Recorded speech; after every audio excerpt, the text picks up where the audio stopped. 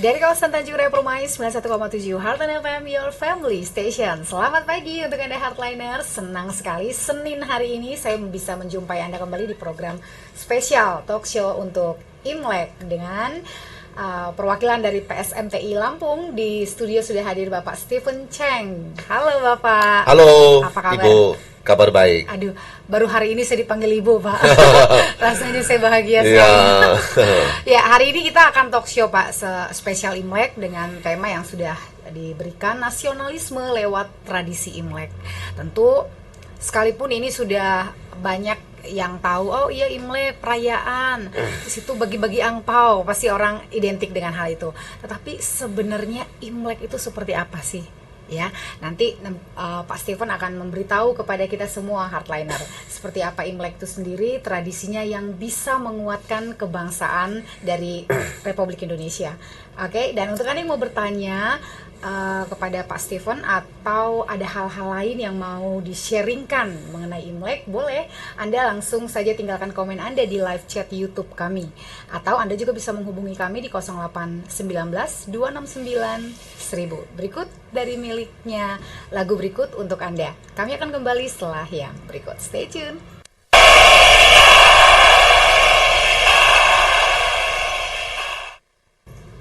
Dari kawasan Tanjung Raya Permai 91,7 Heartline FM, your family station. Masih bersama saya Mareta Ute dan juga bersama Bapak Stephen Cheng dari Sekretaris PSMTI Lampung dengan tema hari ini nasionalisme lewat tradisi Imlek. Nah Pak Stephen, tadi saya udah ngomong di awal, sebenarnya Imlek itu apa sih yang perlu diketahui dan mungkin beberapa Heartliner masih samar-samar mengetahuinya atau hanya di pengertian secara umum aja, tetapi sebenarnya Imlek itu sendiri apa? Silahkan. Terima kasih Mbak Ute. Iya. Bukan Ibu Ute, Mbak Ute, maaf Mbak Iya. Ute. Jadi begini Mbak Ute, Imlek kalau secara Chinese kita sebutnya Nian, atau lebih tepat kita katakan Guo Nian. Oke. Guo Nian. Oke. Jadi Imlek itu sebenarnya adalah secara kalender Chinese tanggal 1 Januari. Oke. Jadi Imlek itu adalah tahun barunya kalender Chinese. Disebut Guo melewati, Nian itu tahun. Jadi Guo Nian itu pada tanggal, kalau tahun ini jatuhnya di tanggal Imlek tanggal 10 ya. Yeah. Tanggal 10 berarti malam Imlek itu adalah tanggal 9 bulan Februari, itu bisa dikatakan malam tahun baru. Ya, pada saat itu biarpun anak kita, cucu kita yang selama ini bekerja dan merantau dimanapun, pada malam Imlek itu harus kumpul.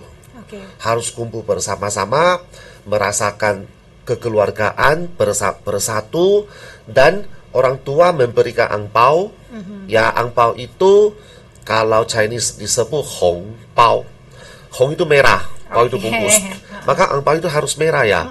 Jangan warna putih dibelikan, itu salah. Warna putih dibelikan itu maknanya beda lagi. Jadi angpau itu bungkus merah yang menyampaikan orang tua masih bisa memberikan rezeki kepada anak cucunya, bisa dengan penuh kebahagiaan, penuh kegembiraan melewati Imlek ini, melewati tahun ini. Jadi maknanya dari Imlek itu sebenarnya adalah seperti kalau kita contoh mungkin kalau seperti Barat, satu liburan paling penting itu adalah kalau Barat malam Natal, itu paling penting. Kalau kita mungkin di sini Lebaran ya. Jadi satu hari raya yang paling penting bagi Chinese itu adalah Imlek, yaitu melewati tahun baru kalender Chinese. Wow, saya senang sekali nih Pak, karena mendapat pengetahuan yang baru ya, bahwa ternyata tradisi Imlek yang bahkan angpau memang harus warna merah itu harus ada merah. Maknanya ya.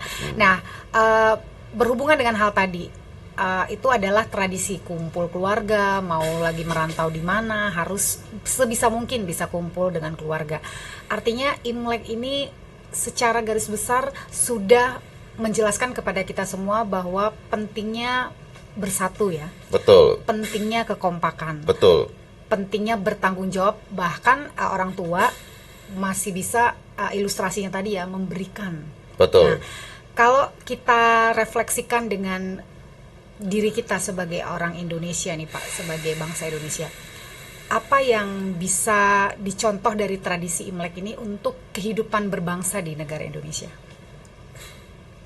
Dari tradisi tadi ini, yang diharapkan di Imlek ini, sehingga kita bisa juga melakukannya di kehidupan berbangsa, bertetangga, bermasyarakat, berorganisasi. Ya. Jadi seperti Mbak, terima kasih. Seperti yang tadi saya ngomong, jadi hari ini anak cucu kita mau merantau kemanapun selama 1 tahun, kita banding tulang, kita bekerja, kita berusaha dimanapun, pada Imlek ini harus kembali. Kembali apa? Kembali kepada orang tua. Ya.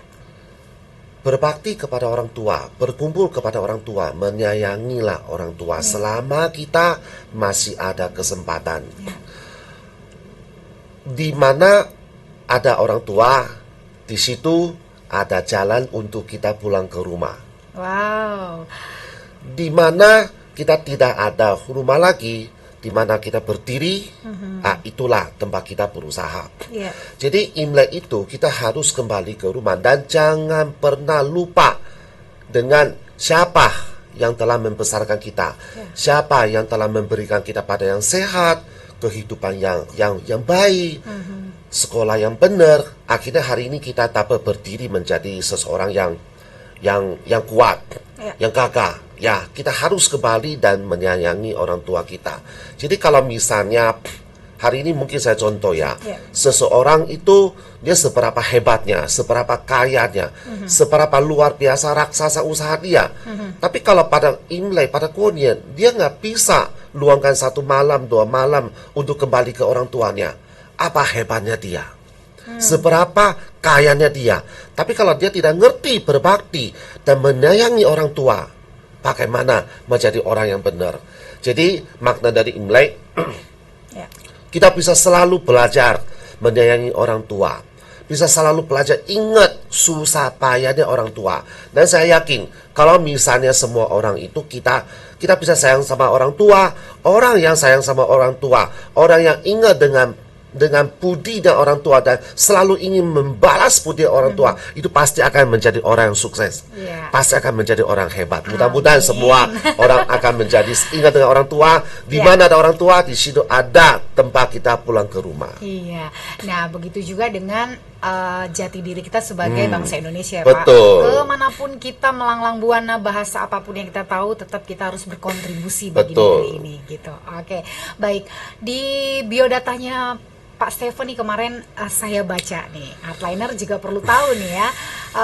Pak Stephen adalah pimpinan dari Hanyuan Chinese Learning Center, ya, juga ketua Badan Koordinator Pendidikan Bahasa Mandarin untuk Lampung. Kemudian beliau juga seorang wakil ketua Perhimpunan Penulis Tionghoa Indonesia cabang Lampung. Dan ini yang paling menarik nih, saya mau tanya. Beliau adalah seorang pelaksana sukarelawan konsulat Jenderal Tiongkok di Sumatera, khusus di Provinsi Lampung. Nah, Pak Stephen boleh nggak sih kasih tahu ke Hardliner semua,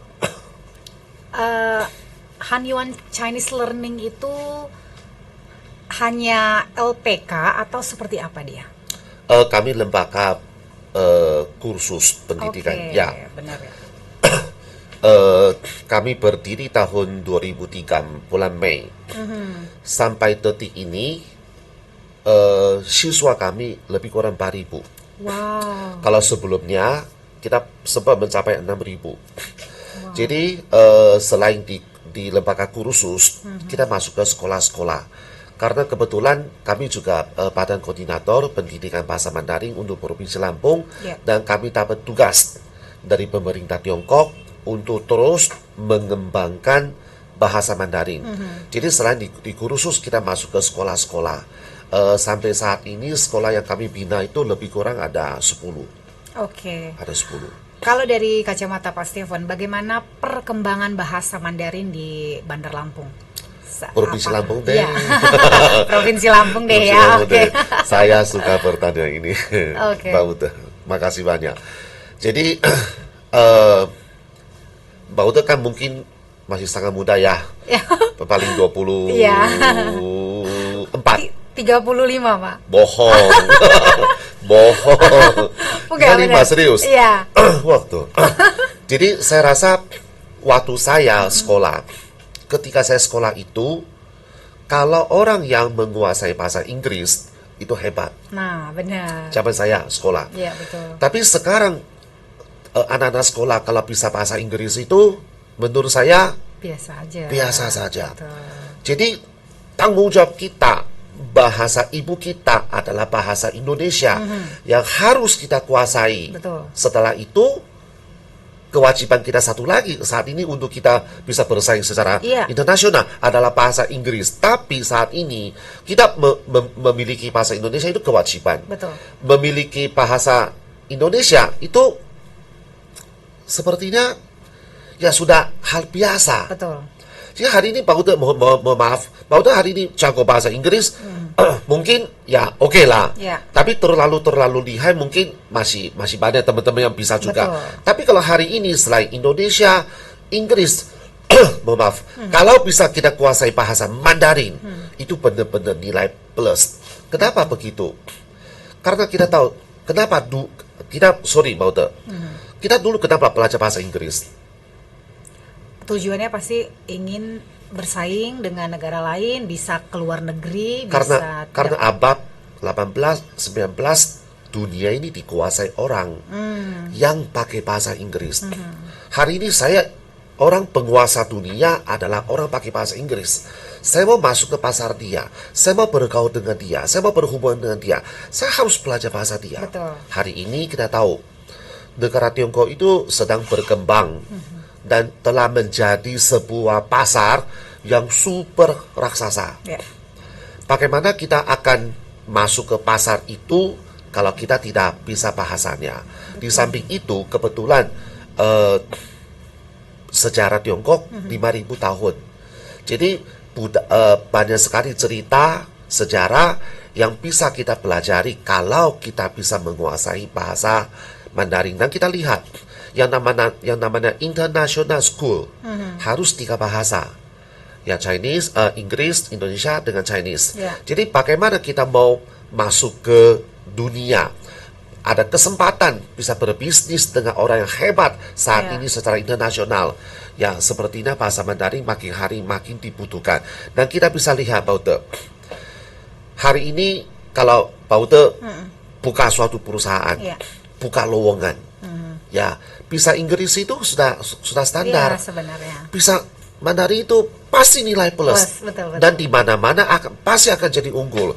Saya banyak siswa, saya nggak enak lah saya sebut ya. Ya. Tapi mereka banyak sekali kesempatan karena mereka punya nilai plus bahasa Mandarin itu. Jadi mudah-mudahan ya bahasa Mandarin itu akan semakin diterima oleh masyarakat luas. Ya, kita akan selalu berusaha untuk terus mengembangkan bahasa tersebut sehingga anak-anak kita untuk masa depannya punya nilai plus Punya dan nilai punya plus. modal yang lebih kuat. Ya, ada skill lain ya Pak yang Betul. mereka ketahui. Nah, sebagai Ketua Badan Koordinator Pendidikan Bahasa Mandarin Lampung, apa yang menjadi kesulitan sebenarnya Pak? untuk Pertanyaannya perkembangannya? cocok ini.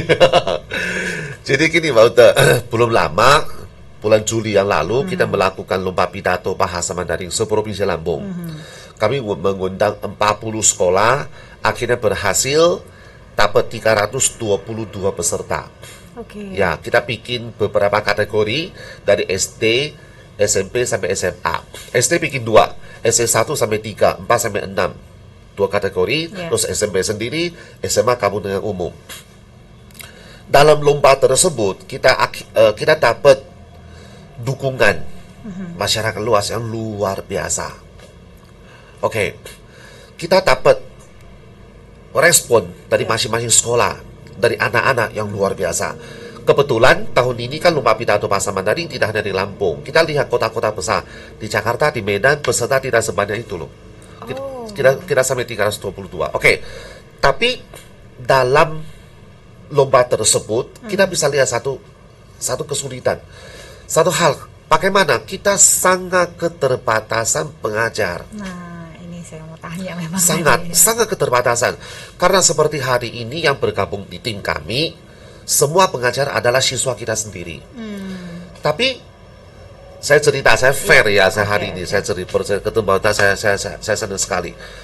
Anak-anak kita itu kita didik, mereka itu bisa mengajar sesuai dengan level. Artinya kan kalau level terlalu mahir, nggak mungkin ngajar yang terlalu dasar. Iya. Jadi sesuai dengan level lah. Yang level menengah ngajar yang dasar, level tinggi mengajar yang menengah. Tapi di situ anak-anak nanti begitu mereka sudah waktunya untuk pendidikan keluar, Iya. begitu mereka pulang dari Tiongkok, Iya. apakah mereka masih mau menjadi seorang pengajar? Itu tanda tanya. Karena mereka itu kalau jadi penerjemah masuk ke perusahaan ekspor impor, Iya, tentu. bisa dengan penghasilan yang Iya, besar iya. daripada menjadi seorang Pengajar. guru. Itu yang masalah yang paling Iya, dihadapi betul. gitu. Ini adalah masalah yang Leonie, pakaian ini cukup besar juga ya Pak ya. Ya, Karena sebenarnya mereka ada alumnusnya dari tempat kursus tersebut, diharapkan untuk mengajar, tapi tentu karena nilai plus bisa berbahasa Mandarin tersebut, dan juga saat ini dilirik oleh perusahaan-perusahaan besar, ya tentu mereka mereka begitu hebat, senior, udah mahir. Antara pengajar atau kerja di perusahaan ekspor impor, ya sini tentu gaji pasti lebih besar. nah Itulah yang selalu kita mendidik anak, begitu jadi hebat, Betul. akhirnya diambil perusahaan ekspor iya. impor. Lalu untuk menangani hal tersebut bagaimana Pak? Karena pada saat kita mendengar ini kan, wah ada ibu-ibu nih yang lagi nonton, wah anak saya memang harus punya skill bahasa Mandarin nih, nanti mau saya kursusin. Semakin banyaknya keinginan masyarakat Lampung, anak-anaknya untuk dikursuskan bahasa Mandarin, tetapi dengan tenaga pengajar yang sedikit. Tentu udah di dalam bayang-bayang ya Pak, harus diapain nih supaya tenaga pengajarnya tetap punya skill, tetap yang terbaik, tetapi tetap juga ada di situ gitu. Bapak gini, kan sekarang kita didik. Nanti anak udah mencapai level TOEFL Mandarin, level tertentu, mereka akan pendidikan keluar. Saat mereka belum pendidikan keluar, mereka ngajar oke lah. Ya karena memang masih anak lokal. Begitu udah dapat S1, S2 dari Tiongkok, kembali ke sini dengan tawaran gaji perusahaan Tiongkok yang jauh lebih tinggi daripada seorang pengajar. Akhirnya mereka milih yang mana? Mereka tetap bertahan sebagai pengajar, kasihan mereka. Kita juga nggak tega. Iya. Mereka masuk ke perusahaan Tiongkok, kita susah payah mendidik dari kecil sampai mereka hebat, akhirnya mereka milih. Maka di sini kita perlu satu pengertian yang memang usaha kita, PR kita besar ya. Betul. Kita harus mengajak para sekolah itu satu pengertian. Hargailah seorang guru. Memberikanlah sesuatu yang sesuai Ya. kepada pengajar yang banting tulang, yang memberikan pendidikan baik untuk seumur hidup anak kita. Seperti itu. Ini PR kita yang ya harus kita bagaimana berusaha. Betul. Saya setuju sekali, ini adalah PR bersama dan berharap juga dimengerti oleh pihak-pihak terkait mengenai kelanjutan daripada tenaga pengajar khususnya guru Mandarin ini. Nah, saya tertarik nih Pak, mau bertanya, apa sih yang Bapak kerjakan sebagai pelaksana sukarelawan Konsulat Jenderal Tiongkok di Sumatera khususnya Provinsi Lampung? Oke. Jadi kebetulan kita sebagai pelaksana sukarelawan, jadi kalau ada kebijakan, Ya. termasuk pembuatan visa dan sebagainya, atau di Lampung di mana ada orang Tiongkok yang perlu bantuan, perlu pertolongan, atau sedang mengalami kesulitan. Ya. Ketika mereka lapor ke kedutaan, lapor ke konsulat jenderal, pasti kita yang diberikan ini tugas, Mandat untuk ya membantu, untuk ya. membantu, Oke. atau kunjungan. Jadi konsulat jenderal Tiongkok di Pulau Sumatera itu kantornya di Medan. Oke. Oke, jadi setiap kita sebut konjen, konsulat jenderal Tiongkok di Medan, sebut konjen, tapi alias duta besar Oke. Tiongkok di Sumatera. Setiap konjen yang baru selalu masuk ke Lampung. Jadi kami dapat tugas, misalnya konjen ke sini 2 hari, 3 hari. Jadi dalam 2 hari ini jadwal seperti apa? Ketemu Pemprov, ketemu Pemkot, ketemu dengan bagian-bagian yang terkait. kita yang urusin semua, dan apapun kebijakan yang ada, ya kita yang menjalankan di Lampung gitu. Wow, luar biasa ya Pak ya. Baik, dan Hardliner, tadi sekilas kita sudah mendengarkan sharing daripada Pak Stephen Cheng. Nah Hardliner, pada talkshow yang berikutnya saya akan bertanya, tradisi apa sih yang paling Pak Stephen Cheng ingat pada saat beliau merayakan Imlek dari kecil bahkan sampai sekarang, dan yang juga bisa Hardliner ingat kembali masa-masa indah pada saat masih kecil, sehingga bisa membuat Hardliner punya keinginan ayo pulang kampung dan bertemu dengan orang tua di hari Imlek ini. Berikut lagu dari yang akan saya putarkan untuk Anda, dan saya masih menanti untuk Anda yang mau komen di live chat kami, silahkan, atau Anda bisa WhatsApp kami di 0819 269 1000. Stay tune. Radio stays relevant. Hardline FM. Dari kawasan Tanjung Raya Perumahai 91,7 Hardline FM, your family station. Masih bersama saya Marita Ute dan juga masih bersama Bapak Stephen Cheng dari PSMTI Lampung dengan tema hari ini nasionalisme lewat tradisi Imlek. Nah, Hardliner, sebelum kita lanjut kepada pertanyaan yang berikutnya, seperti apa sih Pak Stephen Cheng waktu melakukan tradisi Imlek yang beliau ingat ya. Tapi sebelumnya kami mau menyapa dulu untuk Anda Hardliner yang sudah masuk dan sudah menuliskan kata-kata di live chat kami. Kami langsung saja membaca dari Amar Chow ya Pak ya. Takut salah baca nih Hardliner sama legendnya sama berhadapan di hadapannya Ute. Apa nih Pak bahasanya nih? Dia ngomong apa nih? Pakai bahasa Mandarin soalnya. Dia ketik pakai bahasa Mandarin. Saya bacain ya. Boleh Pak. Nggak boleh. enak ini. Ya, terima kasih Pak udah bantu baca. Ya, Amar tulisnya Cheng Lao Shi Hao Bang Oh. Oke, artinya apa Ya, Pak? ya nggak enak lah. Ya maksudnya terima kasih lah. Maksudnya sudah ada acara yang bagus ini. Wah. Ya pagi-pagi ini pengalaman ya. Iya, terima kasih Ya. Ko Amar ya. Dan ada pertanyaan lagi nih Pak dari Ibu Elisa Nathanael, katanya selamat siang Pak Stephen, bisa jelaskan nggak Pak asal usul kue tutun yang selalu ada di Imlek? Terima kasih Hardline sudah mau menyiarkan tentang Imlek, sangat memberkati. Oke, boleh dikasih tahu nggak nih sih Pak kue tutun itu apa? Kalau kue tutun di Indonesia, mungkin saya tidak terlalu kuasai ya. Oke, benar, Oke. iya, iya. Tapi yang di kue tutun ini biasa di tradisi sana Ya. disebut nian gao. Nian gao. Nian itu tahun, Gonian, Imlek. Gao itu kue. Ya. Nian gao. Jadi ini asal usulnya bisa ditelusuri ribuan tahun yang lalu ketika Wu Yue, dua negara perang. Terus adalah cerita sejarahnya, mungkin itu kepanjangan saya tidak cerita. Betul. Tapi intinya pada Imlek itu, Gonian itu, kita harus makan nian gao. Kalau Gonian itu makan nian gao, artinya kita sudah melewati tahun, kita sudah kumpul dengan keluarga, dan mudah-mudahan dengan makan nian gao ini akan memberikan rezeki, kebahagiaan yang lebih baik lagi di tahun yang akan datang. Nah, ini dia makna dan inti yang sebenarnya ya Bu Elisa ya. Dan berikut dari Bapak Budi Lampeng, katanya Pak Steve, kalau saya mau kursus Mandarin, di mana ya? Ada kontak personnya nggak yang bisa dihubungi? Oke. Silakan Pak, kasih tahu nih Pak Steve di alamatnya atau cara gampangnya untuk menuju Hanyuan Chinese Learning nih. Atau yang paling sebenarnya kita Google aja atau YouTube Hanyuan Chinese Learning Center. Tapi Ya. kalau sulit tulis saja Hanyuan Mandarin. Pasti langsung ya. Akan keluar gitu. Hanyuan Mandarin Lampung, Hanyuan Mandarin keluar. Jadi HAN Hanyuan Mandarin akan keluar. Ada alamatnya, ada nomor teleponnya. Silakan hubungi kami akan memberikan pelajaran bahasa Mandarin yang paling baik untuk Anda. Setiap hari apa sih Pak lesnya? Kita itu Senin sebenarnya sampai Minggu. Tapi Sabtu Minggu itu kelas khusus. Kalau kelas umum itu pasangannya Senin Kamis, Selasa Jumat, atau Rabu Sabtu. Kalau pagi kita fokus di sekolah-sekolahan. Lalu untuk les itu dari jam 1 udah mulai, jam 1 sampai jam 2, jam 3 sampai jam 4, jam 5 sampai jam 6, jam 7 sampai jam 8 malam. Wow. Setiap Kalau hari ada. kelas khusus itu sendiri gimana? Kedatangannya, kelas khusus sendiri tuh gimana tuh? Kelas itu kita terbagi dewasa dengan anak-anak.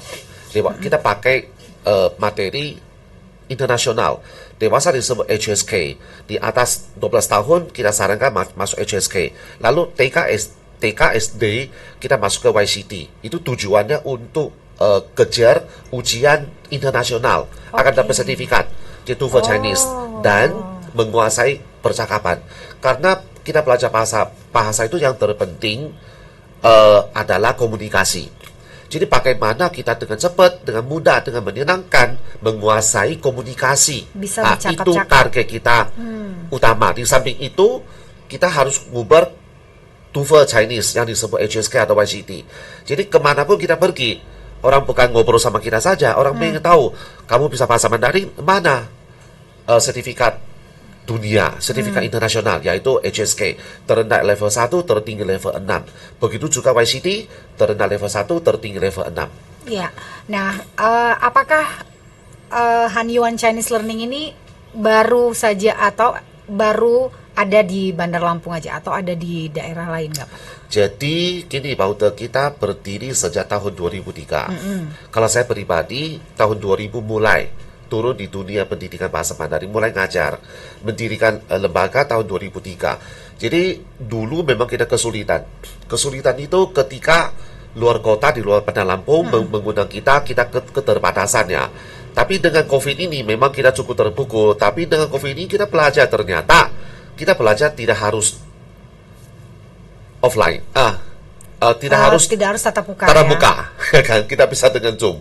Jadi saat ini siswa kita ada yang di Bandar Lampung, ada yang di luar Lampung, ada yang di Medan, ada di Semarang, ada yang di Tiongkok. Ada di Tiongkok saat ini, ada di Singapura, ada di Malaysia. Karena dengan Zoom ini kan kita bisa leluasa. Tapi Bauter pasti tanya ke saya. Apa nih? Coach Steven, katanya online tidak maksimal. Saya mau katakan, mohon maaf ya, online di Hanyuan pasti bagus. Ini Kenapa? yang paling Ada sebab, beda ada ya. sebab. Oke. Karena kita wajibkan siswa harus buka kamera. Open Siswa cam, ya. merasakan pengajar merasakan saling merasakan. Iya. Jadi dengan saling merasakan dan pertandingan kita gilir. Jadi sehingga setiap siswa itu dia setiap saat itu harus semangat dan ikutin. Karena begitu kalau dia nggak bisa matiin cam ya. Matiin cam kan kita pokoknya dengan kita camnya dinyalakan dan setiap peserta dapat kesempatan berbicara. Kelas online kita sangat bagus. Yes. Silakan dicoba. Silakan ya Pak Budi Lomteng, dan ini sudah ada nomor yang tertera di layar. Pak Budi bisa menghubungi, mungkin punya anak, ponakan, atau Bapak Budi sendiri yang mau kursus bahasa Mandarin di Hanyuan Chinese Learning. Oke. Dan berikut dari Cip katanya cuman memberikan 2 jempol. Oke, thank you untuk Anda Cip. Nah, sekarang saya ke pertanyaan yang tadi nih. Pak Stephen, momen Imlek yang terindah yang Bapak selalu ingat dan menjadi sesuatu yang sangat membuat Bapak pengen kapan Imlek ya? Oh, Imlek udah bentar lagi gitu. Apa sih Pak yang Bapak ingat? Waktu kecil kita harapkan Imlek karena kita harapkan rezeki yang diberikan oleh orang tua. Mungkin angpau, mungkin makanan enak, mungkin baju baru. Begitu kita dewasa, makna Imlek bagi kita itu kita adalah kesempatan menyayangi orang tua, berbakti kepada orang tua. Kita yang memberikan angpau kepada orang tua. Apa yang bisa kita lakukan menyenangkan orang tua, untuk orang tua melewati Imlek dengan senang, dengan gembira, dengan harapan yang lebih besar. Tahun Imlek ini adalah tahun pertama kali saya tidak ada orang tua lagi. Jadi saya akan mohon maaf ya ini para penonton, saya ini nggak bisa cukur karena belum 100 hari wafatnya papa saya. Jadi tahun ini saya akan mulai belajar bagaimana saya menggantikan posisi papa saya, ya, menjadi seorang papa yang baik, memberikan anak-anak saya kehidupan yang benar, pendidikan yang baik, ya, sehingga anak saya juga akan ingat usaha papanya terhadap kakeknya. Ya, nanti anak saya juga menjadi seorang papa yang baik. menjadi seorang anak yang berbakti, sayang sama orang tua. Ya, seperti itu ya. Jadi tradisi yang dari kecil dan ke dewasa itu sebenarnya maknanya sama, yaitu rasa hormat kepada orang tua. Nah, kalau dari PSMTI sendiri nih Pak, PSMTI dengan Imlek yang jatuh juga dengan momen pemilu seperti ini, apa yang PSMTI lakukan untuk mendekati momen Imlek ini dan yang akan terus dilakukan? Jadi Baute gini, kalau PSMTI Lampung sebelum-sebelumnya selalu ada perayaan Imlek. Oke. Selalu. Tapi kita ingat 3 tahun COVID membuat semua orang terpukul. Betul. Ya. Jadi menurut kami PSMTI saat ini sudah tahun lalu ya kita sudah tidak ada perayaan. Jadi janganlah merayakan. Memang sih Imlek itu adalah satu momen untuk merayakan. Tapi kita ingat masih banyak sekali masyarakat yang kondisi kurang baik. Ya, maka daripada kita merayakan pada Imlek, lebih baik kita berbuat bakti sosial. Jadi seperti tahun lalu kita 10 hari menjelang Imlek, kita setiap hari berbagi kasih 10 hari sebelum non-stop sampai malam Imlek kita masih pagi. Wow. Terus tahun ini kita juga ingin bagi, tapi karena menjelang pemilu kita takut ada salah paham. Ya, betul. Jadi kita tetap akan melakukan bakti sosial setelah pemilu selesai. Nah, gitu. ini hardliner mungkin biasanya ada dari PSMTI, tapi ini enggak, ternyata ini alasannya ya. Ya, kita jangan membuat salah paham lah. Jadi tapi begitu nanti ini selesai, kita akan tetap menjalankan. Nanti saya akan bagi Baute kalender kita. Oke. Kalender kita itu bisa lihatlah kegiatan bakti sosial kita selama 1 tahun itu bisa ratusan kali. Ratusan kali. Itulah karena kami PSMTI adalah paguyuban sosial, tapi kegiatan bakti sosial kita lakukan tidak hanya terhadap Tionghoa, tapi semua kalangan. Semua, tidak peduli apapun sukunya, tidak peduli apapun agamanya. Yang penting orang Lampung yang kondisinya sedang kesulitan, mudah-mudahan kita bisa memberikan bantuan. Dan kita selalu mencari, kalau mohon maaf, kalau sembako kan nolong sesaat. Tapi kita lebih besar harapan kalau memang ketemu ekonomi sulit, tapi anak tersebut rajin, berusaha dalam pelajaran dan sayang sama orang tua. Kita paling cocok ketemu begitu. Kalau ketemu begitu, mudah-mudahan kita bisa memberikan fasilitas pelajaran, bahkan beasiswa. Ya, jadi sembako mungkin sesaat, tapi menurut kami pendidikan itu yang mudah-mudahan kalau kita bisa didik satu anak benar, nanti seumur hidup dia akan buat kebaikan kepada masyarakat luas. Wow, luar biasa. Pak, kenapa PSMTI sangat fokus dengan pendidikan terhadap anak tadi, yang itu lebih concernnya sembako itu ya udah 1-2 hari selesai habis. Tetapi kenapa PSMTI bahkan kalau anak itu mempunyai kriteria-kriteria tadi, oke, kita bisa tanggung jawab dengan yang ini. Kenapa pendidikan itu begitu penting diperhatikan? Baute pertanyaannya cukup ini ya, tapi kita bayangkan aja kalau misalnya pendidikan kita bisa merata, pendidikan kita bisa semakin baik, kita dapat bayangkan masa depan bangsa ini akan seperti apa. Tapi kalau pendidikan untuk anak-anak aja selalu kekurangan, keterbatasan, bagaimana kita bayangkan masa depan kita?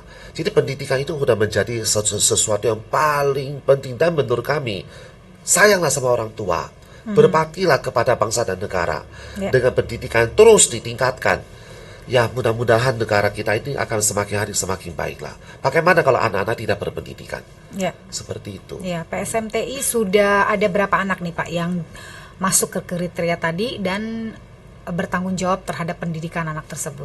Pernah menemukan nggak di satu keluarga nggak mampu, kemudian akhirnya tapi anak ini pintar, dalam akademis juga dia baik. Apakah ada yang dari warga Lampung ini dibeasiswai?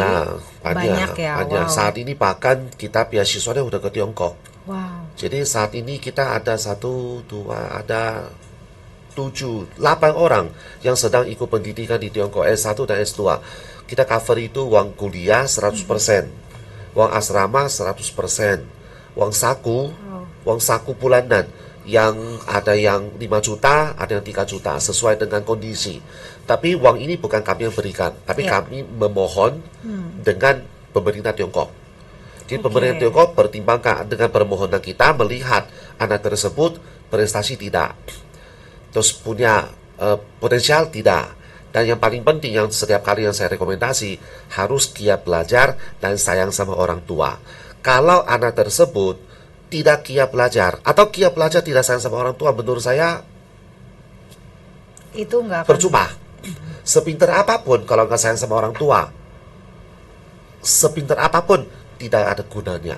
Tapi kalau dia sayang sama orang tua, walaupun dia tidak pintar, saya yakin dia akan menjadi orang yang benar. Ya. Seperti itu. Jadi pendidikan kita terus kita tingkatkan, ya mudah-mudahan usaha kita akan bermanfaat lah. Dan yang saya senang sekali Pak, bahwa PSMT ini tidak melihat agamanya apa, Tidak. dan juga dia Tidak. status sosialnya seperti apa ya, tetapi ciri-ciri yang tadi itu yang diperhatikan tadi. Bauta bisa lihat pengajar kita, pengajar tim saya. Tim saya orang Chinese mungkin hanya 3 orang, tapi kebanyakan yang tidak Chinese, gitu. Wow, justru kebanyakan tidak Chinese. Ya, yang tidak Chinese ngajar Chinese apa salah? Hari ini dia mampu, dia Ya, lihai, benar. dia pintar, ya kan apa salah? Betul. Wah, luar biasa. Inilah keindahan nasionalisme yang ada di Indonesia dan khususnya Kota Bandar Lampung.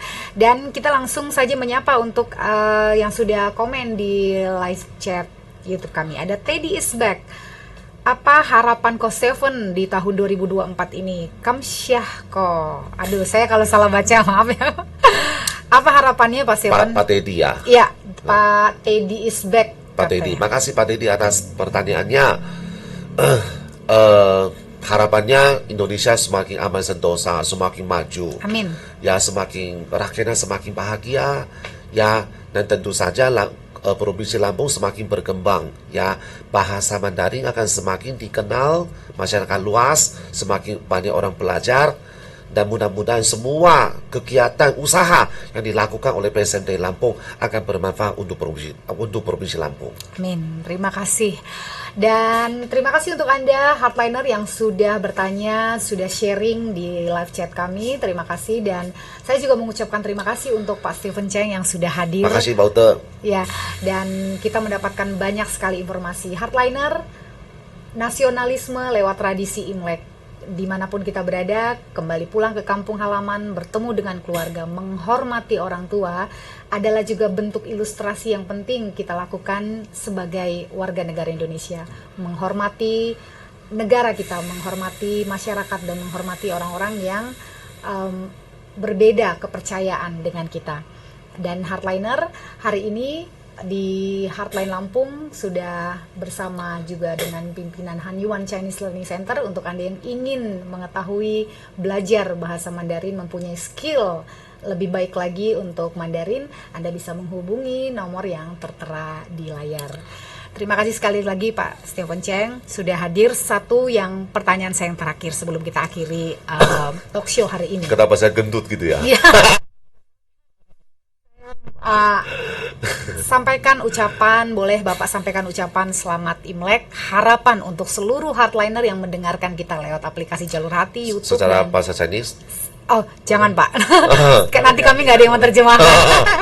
Boleh, Pak. Ya, setelah bahasa Chinese boleh diartikan dengan bahasa Indonesia. Oke. Silakan Pak Steven. 祝福在场的各位，新的一年日新月异，天天进步。每天都很开心，每天晚上都能够做到美梦。Semoga kita semua di tahun baru ini akan semakin hari semakin maju, semakin hari semakin berkembang. Setiap hari dapat kesenangan, kegembiraan, dan setiap malam selalu mimpi indah. Wow, keren sekali. Terima kasih Pak Steven Cheng. Dan hardliner Mareta Ute dan Jo Tambunan harus pamit undur diri dari talk show hari ini, nasionalisme lewat tradisi Imlek. Steven Cheng, Sekretaris PSMTI Lampung, Hardline FM 91.7. Keep on growing and never give up. See ya. 谢谢。